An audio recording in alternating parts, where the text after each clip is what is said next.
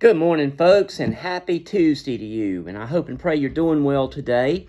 Hope and pray that, as I said yesterday, you are staying safe and cool and hydrated. Very, very hot, especially these next few days coming up. So you be sure to be careful, to stay safe.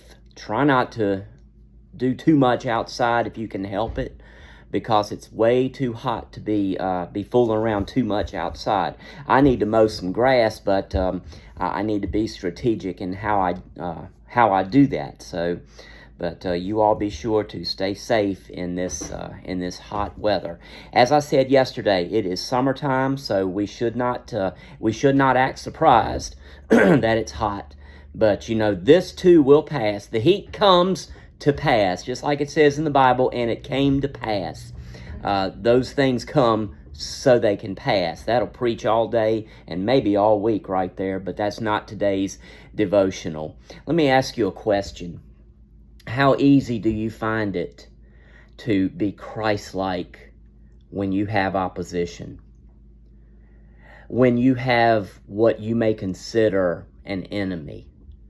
I'm not talking about somebody that's constantly fighting you personally, but we've talked about many times, Christian, by virtue of our faith in Jesus Christ, by virtue of the fact that we are sanctified, set apart, by virtue of the fact that we are children of God due to our faith in Jesus Christ, there's going to be enemies. There's going to be opposition. Here's the question, Christian. How do we treat that? Do we respond in kind, as it were? Do we act as enemies to them as well? That's a question you can ponder right now, Christian. And now I'm going to show you what Jesus said about it. Luke chapter 6, starting in verse number 27, verses 27 and 28. But I say unto you which hear, love your enemies. Imagine that right there. Love your enemies. Jesus didn't say, dote on them. Jesus didn't say, send them fruit baskets and flower bouquets. Jesus didn't say, continually fellowship with them. Excuse me. But he did say, love your enemies. Let's read on. Do good to them which hate you. In case you hadn't figured it out yet, Christian, somebody's going to hate us because of our stance for the gospel. How do we respond? I read on verse 28.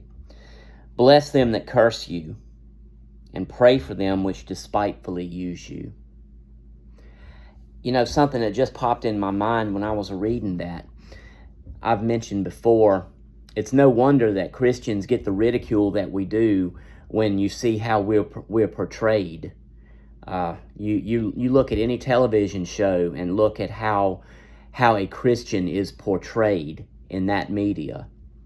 So it's no wonder we get ridicule. It's no wonder we get fun poked at us. But what's our response? Do we exercise love? Do we exercise blessing? And oh, by the way, do we exercise that discipline of prayer? Well, Jesus tells us right here that we're supposed to do that. He didn't say it was easy, but as I'm fond of saying to people, if it was easy, we wouldn't have needed a Savior. So friends, let me encourage all of us today. Love your enemies. Bless those that curse you. Pray for those that spitefully use you. You see, we have to do what God has commanded us to do. We can't control what everybody else does, but we certainly can control what we do. You want to be at peace, Christian?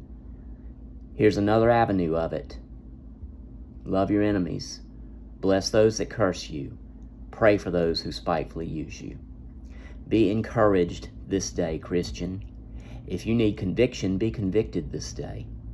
I hope you have a wonderful remainder of your Tuesday. It's starting early. Be safe, stay cool.